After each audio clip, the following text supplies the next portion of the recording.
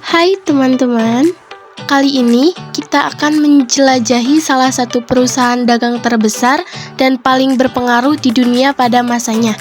Yakni bukan hanya sekedar perusahaan dagang, tapi juga merupakan cikal bakal kekuatan kolonial Belanda di Asia, termasuk Indonesia. Bayangkan sebuah perusahaan yang begitu kuat mampu menguasai lautan, menjalin perjanjian dengan kerajaan-kerajaan, dan bahkan memiliki angkatan bersenjata sendiri. Perusahaan ini adalah VOC, Verenigde Oostindische Compagnie, kekuatan dagang terbesar dunia pada abad ke-17. Di balik kesuksesannya, tersimpan kisah pengaruh besar yang mengubah jalannya sejarah, terutama di Nusantara. Dalam video ini, kita akan mengungkapkan bagaimana VOC mendominasi perdagangan global dan jejaknya yang masih terasa hingga kini. Selamat datang di sejarah yang penuh dengan kekuasaan. VOC atau Perusahaan Hindia Timur Belanda adalah sebuah perusahaan dagang yang didirikan oleh pemerintah Belanda pada tahun 1602. VOC memiliki monopoli perdagangan rempah-rempah di wilayah Asia, khususnya di Hindia Timur yang kini menjadi Indonesia. Selain sebagai perusahaan dagang, VOC juga memiliki kekuasaan politik dan militer, seperti hak untuk membuat perjanjian, menguasai wilayah, serta memelihara angkatan bersenjata.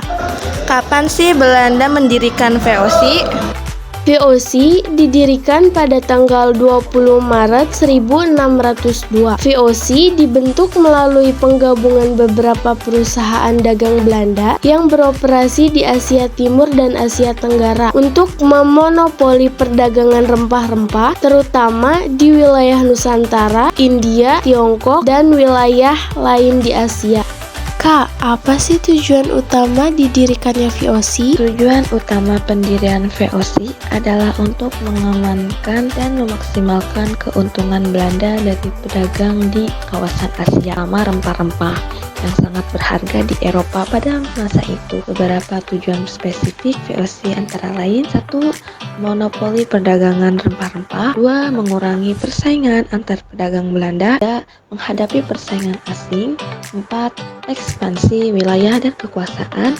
5. Keuntungan finansial bagi pemegang saham. Jadi, secara keseluruhan, tujuan VOC adalah menguasai perdagangan, terutama rempah-rempah di Asia dengan monopoli, mengamankan wilayah strategis, dan mengurangi persaingan, baik dari sesama pedagang Belanda maupun dari negara lain.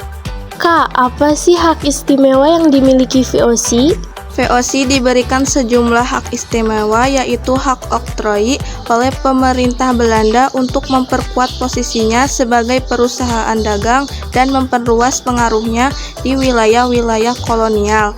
Beberapa hak istimewa VOC antara lain: 1. Hak monopoli perdagangan. 2. Hak untuk mendirikan benteng dan militer. 3. Hak untuk membuat perjanjian. 4. Hak untuk mencetak uang. 5. Hak untuk mengangkat dan memberhentikan pejabat. Kapan sih VOC berakhir di Indonesia?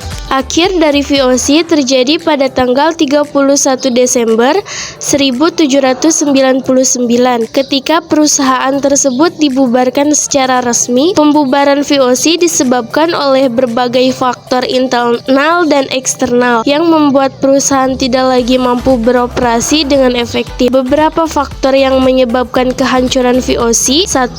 Korupsi dan manajemen yang buruk. 2. Beban utang yang tinggi. 3. Persaingan internasional yang meningkat. 4. Perubahan kondisi ekonomi dan politik di Eropa. 5. Penurunan permintaan rempah-rempah.